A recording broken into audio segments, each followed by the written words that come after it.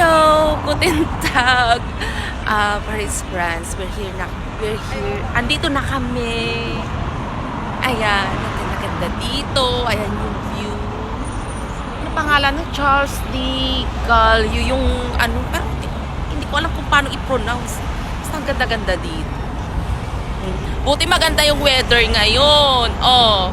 Hello, second time na ni Raisa dito sa Paris, France. Say hi. Hello.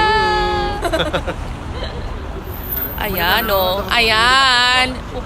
Bukas pupunta kami sa Eiffel Tower. Ayan. Ganda dito. Ngayon, nakita ko ng ang Paris, France. Grabe. Kala ko, di matutupad yun. Ngayon, nangyari na.